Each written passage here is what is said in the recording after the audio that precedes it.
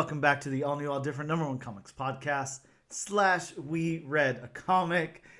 That's right, this is the bonus episode where me and a special guest read a comic book and talk about it.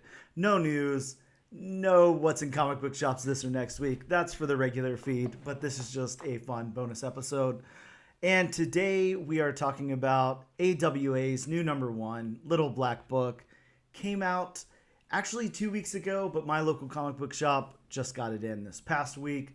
So now we are talking about it. There's kind of like news about this book. It's I don't know, it's out there. People are talking about it. So I figured now would be a great time to talk about Little Black Book. I'm Dan. I'm here with my guest co-host Kennedy. Hey Kennedy, how's it going? Hello. How are you doing? Doing wonderful. Kennedy, you composed all of the music for the podcast. So Such a surprising fact, I know. So why don't you tell our listeners a little bit about that? Okay, so whenever Daniel whenever Daniel came to me with this idea for a podcast, he was like, I need some music. And I was like, okay, I got you. So he wrote a little, it was kind of like a punk rock melody at first. But I decided to kind of mess around with the genre a couple times because he wanted some random bumpers. So, I thought it would be fun to just play around with the sounds and stuff. And then I did a little video game kind of thing for the outro. Yeah, it was kind of cool because we got to go across a whole bunch of different genres or you rather, got to go over a whole bunch of different genres and try some different stuff. So we got some really cool bumpers in there. We got some, one that we modeled after Weezer's Pinkerton album. We got a ska one. There's a whole bunch of different cool stuff you were able to do with that. I tried to go across some random influences. There's one inspired by Björk. I remember I made it. Did I make it a year ago by now? I don't even remember. Yeah, I think it's been about a year at this point. Maybe a little bit longer. I need to make some more. For real. Yeah, those are a lot of fun. I really love the bumpers. One of the coolest parts of this show. So thank you for that. Do you have any music online or anything that you want to promote? You want people to check out? Ooh, Not off the top of your head. Well, we can get that. Put it in the show notes. You can talk about it later. Okay, sure. Whatever. Sure, towards sure, the end sure. of the show when you have those URLs available or whatever. But I guess now let's get into the book. Again, that's AWA's Little Black Book, issue number 1. I don't have the credits up here, so I'm going to pull those up really quick so we can talk about the creators. So this book is written by Jeff McComsky. McComsky, I'm going to go with. And Jeff has done quite a few things. He's worked for Mad Cave Studios. He's done First Law of Mad Science. He did Mother Russia. Grindel, Kentucky is a book that I'm very familiar with that he did, as well as The Fourth Man. Both of those out by AWA. And yeah, he's, again, he's not a huge writer or anything. You don't see a lot of credits for him, but that's some of the stuff he's worked on. Pretty familiar with Grindel, Kentucky, and The Fourth Man. Some really cool books. The art here is by Chris Ferguson, and Chris Ferguson kind of newer to the game as well. He did You and I for AWA, as well as Grindel, Kentucky, Sins of the Salton Sea, The Madness. He's worked on Red Light. Mainly doing variant covers and stuff like that. But yeah, a lot of work. Basically, all of his credits are from AWA, Artists and Writers Association Incorporated. So newer. Most of the time that doesn't happen. Most of the time we get a pretty seasoned artist on the book and everything, but he's kind of newer to the game and he's really only worked for this publisher. So that's what's going on with him. I'm going to read the synopsis from AWA's site really quick. Don't miss the start of this hard-boiled neo-Western thriller. In this explosive new thriller by writer Jeff McComsky and artist Felipe... Oh, sorry. I got the artist completely wrong here, I guess. They have Chris Ferguson listed on Comic Geeks, but On the solicit here, it says it's by Felipe Cunha, who worked on Gatsby. So sorry for that. I'll credit the correct artist on this book. But this one follows Cole, a straight arrow handyman. He finds himself in the crosshairs of a ruthless crime syndicate along with his pregnant wife. But what is the meaning of the little black book of underworld contacts Cole's deceased father had hidden in his home? Oh, Cole's deceased father believed the best thing he could do for his son was to stay out of his life. But does the apple fall far from the tree? So that's the solicit there.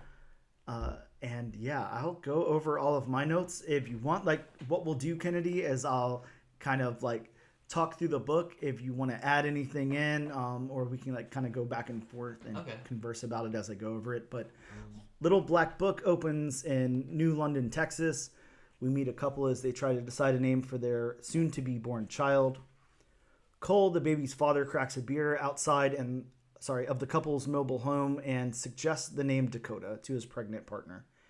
And she argues that that's a girl's name and that's a hard no from her. So what are your thoughts on that? Does Dakota like transcend gender? Do you know any guys named Dakota? Like, is that an okay name for you? Actually, yeah, I've known a dude named Dakota. I've met a couple girls named Dakota too. I feel like it has like a very masculine vibe, but also a feminine vibe. I just think it depends on the person. Yeah, it definitely works for either gender for me or any gender. Yeah, I see absolutely no problem with that name, but I think they're trying to kind of paint the picture of Cole Tess here as like, she's kind of hard cut. Yeah, and I mean, I don't want to use the term redneck, but like, they're almost traditional kind of. Yeah, they're out here in Texas. They're in their mobile home and everything. I mean, I guess the best thing I can say about Tess is she's not cracking a beer, so that's good. She's not drinking whilst pregnant, but that's good. Yeah. So from there, an older man with a briefcase named Melvin shows up, and he's looking for Cole. And he informs him that his father died in a house fire 3 days ago. And Cole explains that he hasn't had any contact with his dad in over 20 years. Melvin tells Cole that he's been left a house from his father in Arizona. So this is like a huge trope in any storytelling medium. Somebody always dies, a rich uncle, a grandparent, somebody that you're not in close contact with and like leaves you a bunch of money or some kind of riches or something. So upon reading this, I know you don't normally read comics. Was that something like, did you feel like that was too tropey or you knew where the story was going based on that? Honestly, no, I wasn't really expecting something like that, especially just from like the first scene where we see like their character. I honestly thought it was gonna go in a completely different direction.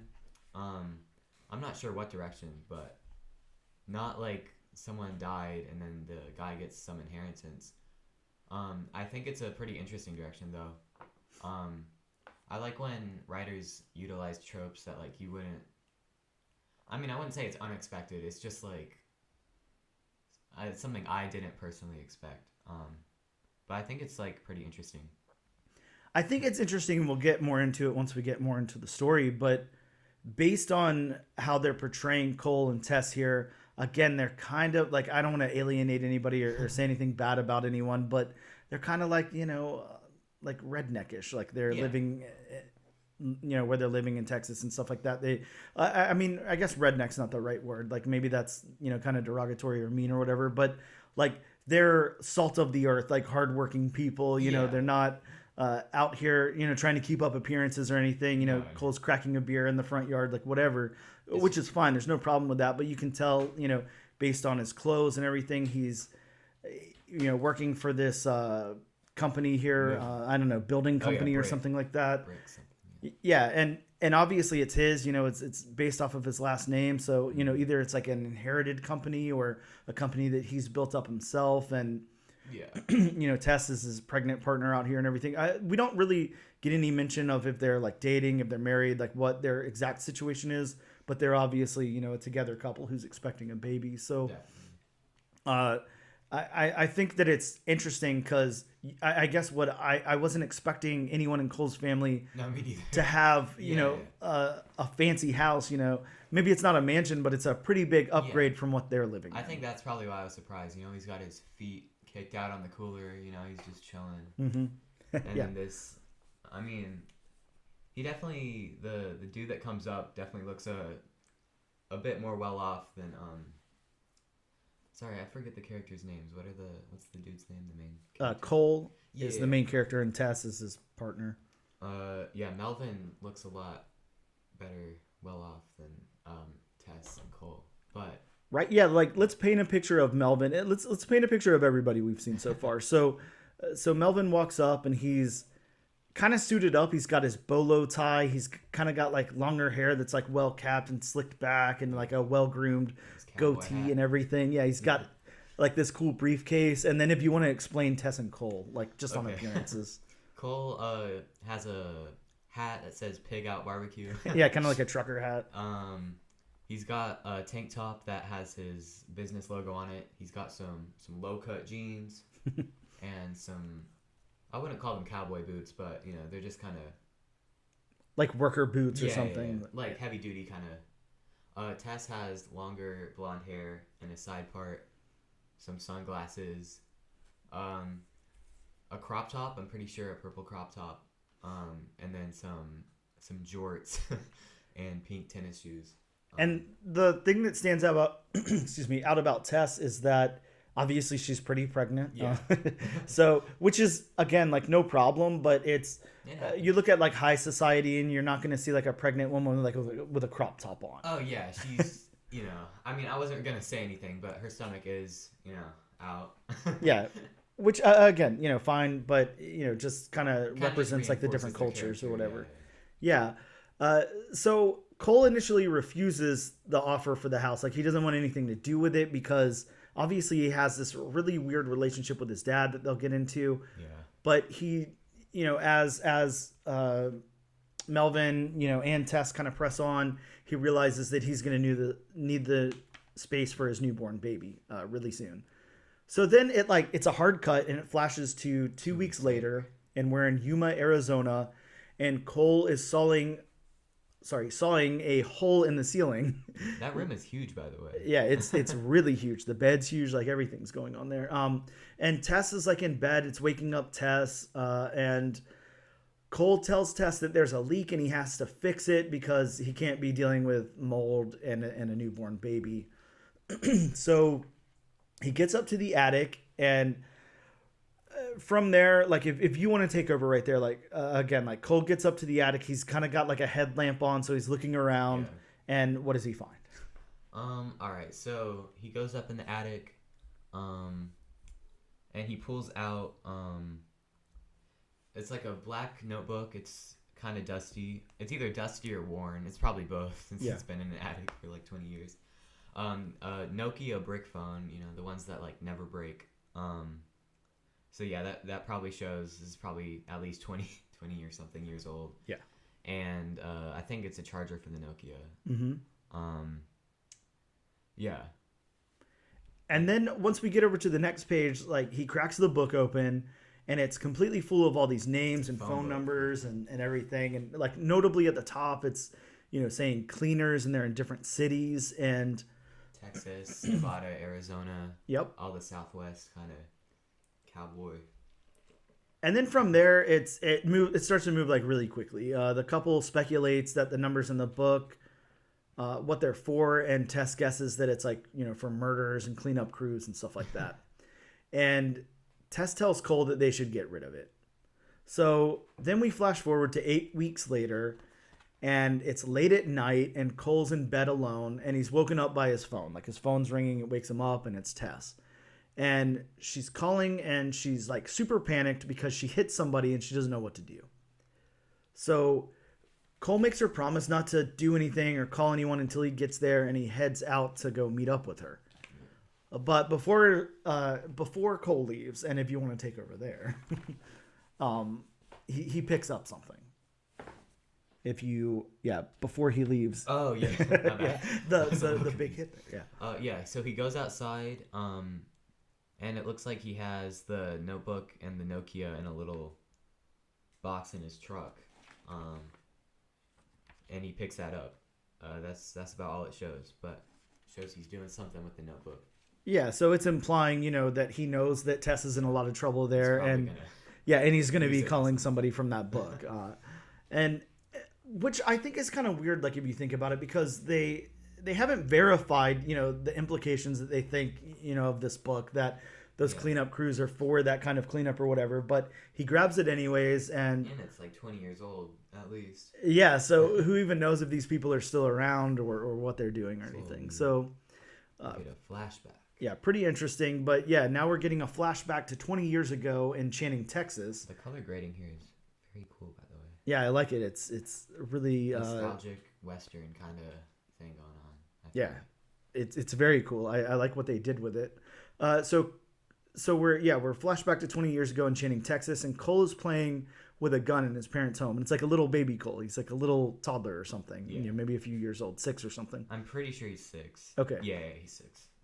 And then it flashes to 3 hours later, and his dad shows up, and his mom is furious, and she's throwing the gun at him and yelling at him for leaving a gun laying around and and all of that. And she's kind of saying to Cole's dad, I think his name is John, that it was just what's his plan here? Because it's just a matter of time. He's got these guns laying around. When was he gonna be giving Cole a gun, and everything anyway? So you can tell she's pretty fed up with whatever's going on with, maybe they had some kind of life before, but then they ended up with a baby. So she wanted him to leave that kind of stuff behind, and he didn't, or something.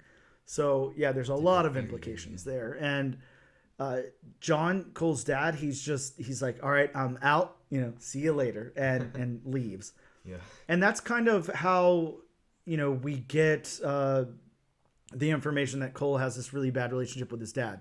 Seems like his dad just left, and it's talked about earlier in the book too. Like his dad never even sent him a birthday card or anything, just completely, out of his life. So we move back to present day, and Cole shows up at the scene where Tess hit the woman, and he comforts Tess and asks if she and the baby are all right. And he comes up upon the body. And just then, a deputy shows up at the same time, which, I mean, obviously we already knew it was going to happen, but I mean, Tess doesn't know what's going on. So she's probably like, oh my God, I'm screwed. Like, I'm about to go to jail. This is bad. And Cole, the deputy shows up and asks Cole if he called about a mess. And then if you want to take over there. Okay, so I guess we can do a little theory crafting. I mean, I wouldn't call it a theory, but I think we can assume Cole called a number on the book for like a ranger sort of guy and said there was a mess, like a mafia boss pretty much. And he comes up and he's like, you called about a mess? The art, like with the ranger dude, is actually pretty cool too, now that I look at it. But he says, ma'am, can you pop the trunk?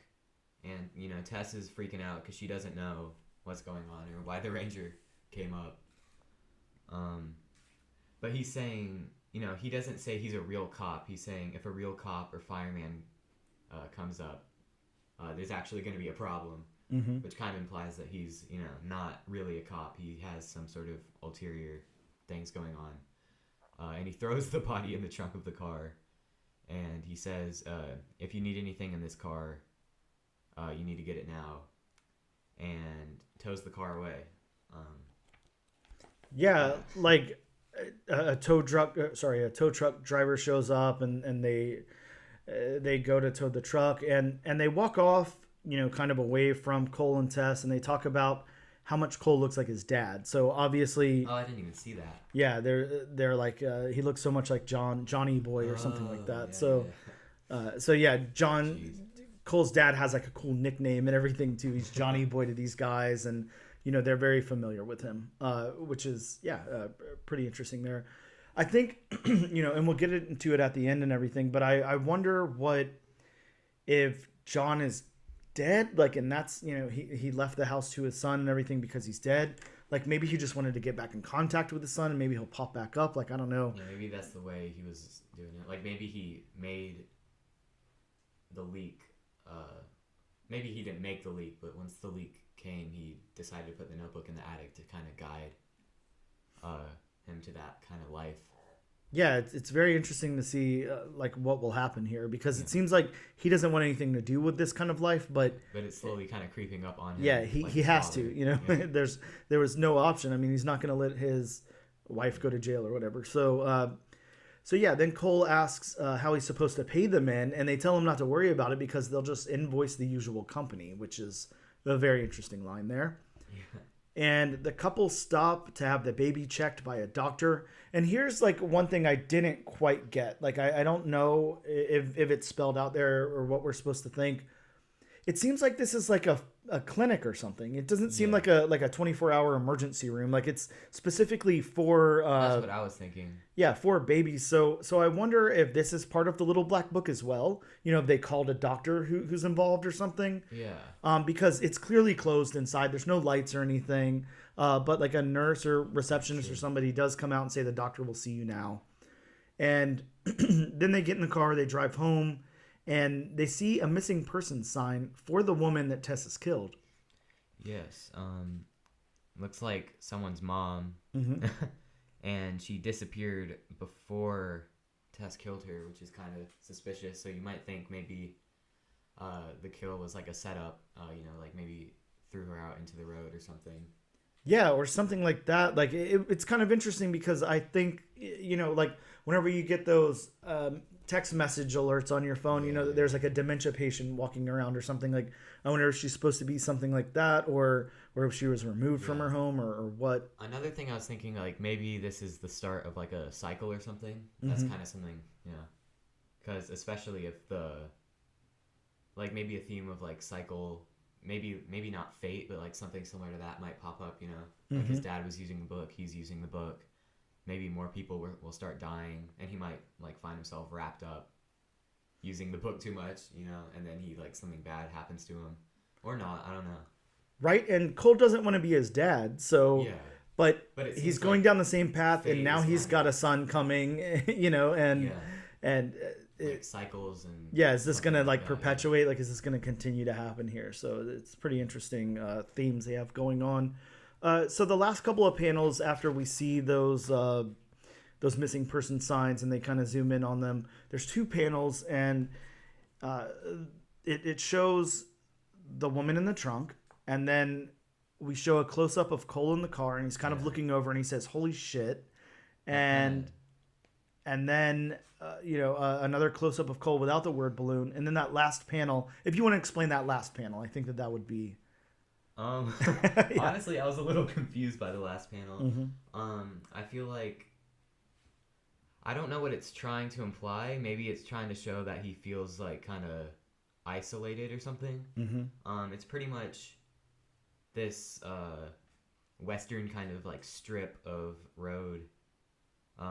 There's like a McDonald's, a motel, water tower, very I mean it's a more modern take, of course, but it's very kind of classic western things.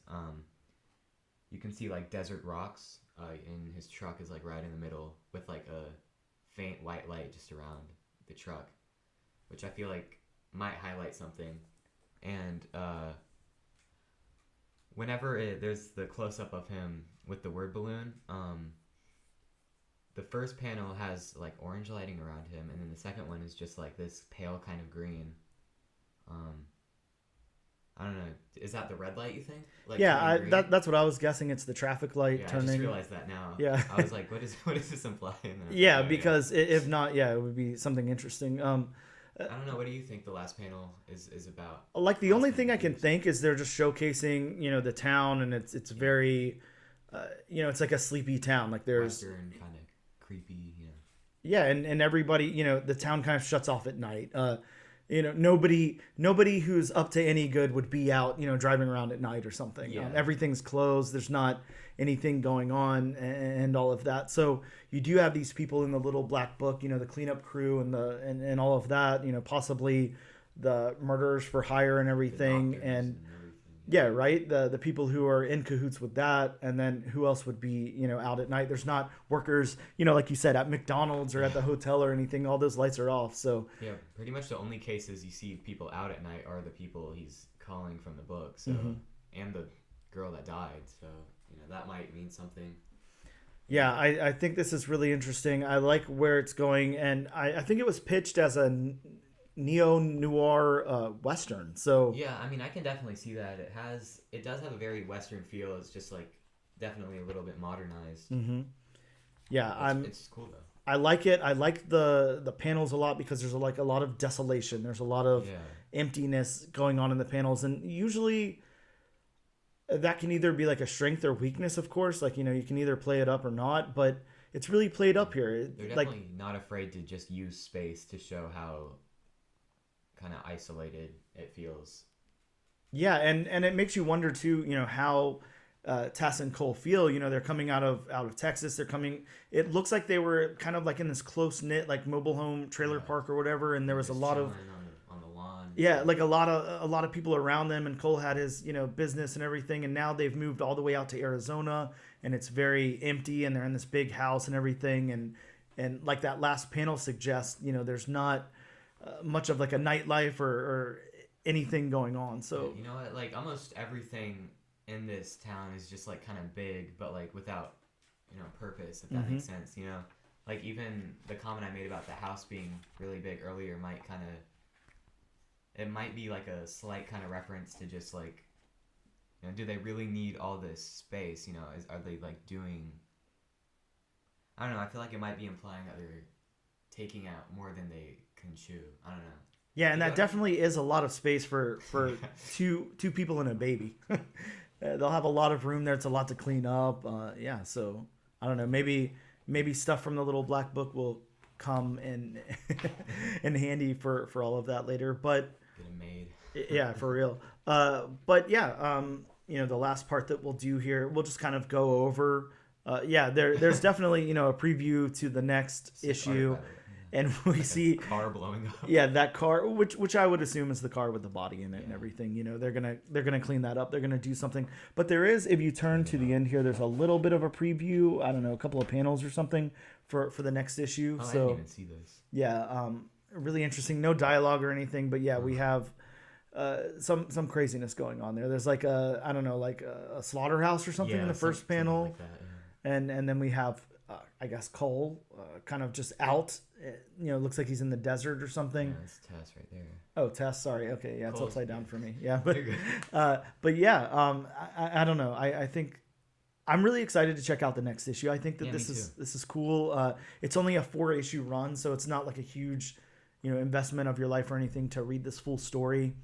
And I like the vibe in it. Like it definitely gives off vibes. That's one of my favorite things in comics, especially since it's story and art put together. You can really put together a vibe for it. Yeah.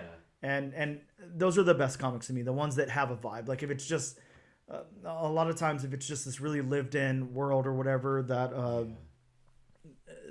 it's something you're really familiar with or something, like those are the things that I tend to not enjoy as much as the ones that really build this vibe with the atmosphere and everything. Honestly, yeah. I mean, of course, I'm not like too huge into comics or anything, but like media that really hones in on like a specific kind of atmosphere is definitely my favorite type too.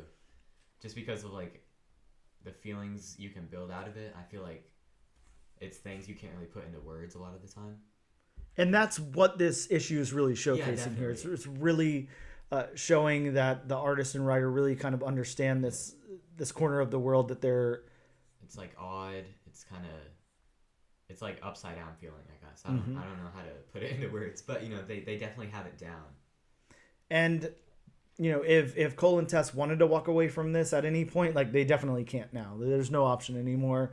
They're deep in it now because unfortunately Tess has accidentally killed someone and they covered it up. So there's really no way out. And I think what's going to happen here is it's kind of like you call the people from the little black book. Well, they probably have a little black book too with your number in it also, and they're like, all right, we did that for you, so now you've got to come do something for us, and they're gonna owe those favors that they can't get out of. Honestly, yeah, you're probably onto something. The only thing I can really add to that is like what I said earlier about the kind of cycle thing. I feel like that might become a prominent sort of key element to the story, Mm-hmm. and they're gonna end up in like they're definitely not able to get out of it now, but they're gonna end up in even like worse trouble just because they're gonna have to keep using it. I feel like it's like a chain reaction sort of like once you start using it, you're just gonna keep having to, and that's probably what happened to his dad. I feel like. Yeah, there's really no way not to. It's kind of like your life now. Just that one interaction, and now Yeah, you're kind of screwed. screwed. Yeah, because if it gets out, then okay, well, Tess killed somebody. And You're going to jail. yeah, she's got no options. Then I mean, even if she goes before a judge and she's like, hey, it was an accident, it was late. There's no way out of that. They're not going to be like, okay, well, sorry, you're good. And if you have the power to get rid of that sort of thing, I mean, would you use it? I feel like that's kind of the question it's asking. Yeah, it's definitely got a morality question, a morale question, whatever that Sort word of is. gray area sort of theme. I feel like they're trying to do. Mm-hmm. Yeah, you would like to think, anybody, like if you accidentally, hit somebody on the road or something, but you would do the right thing. You call the cops and say, hey, I screwed up. Like it was an accident, whatever. But at that point you are, it's up to society to say, did you do resigning something pretty wrong? much. Was even though you didn't purposefully take that life, there's implications for the fact that you did. And can you deal with those? And obviously Cole didn't want Tess to have to deal with those, so he called in the cleaners. Yeah, it's like, it's out of love, but like it's arguably messed up. Oh yeah, well it definitely wasn't the right choice, as we're gonna see, and we can assume. But if you have the ability to do it, would you do it? That's definitely the question it's asking. I feel like. Now that I think about it. Yeah, very interesting. But yeah, I like this book a lot. I thought it was really interesting. It was cool. Just really quick, and we won't go into all of these things that I normally go into, but just overall, what'd you think about the story beats, the dialogue, the narrative, and the world building?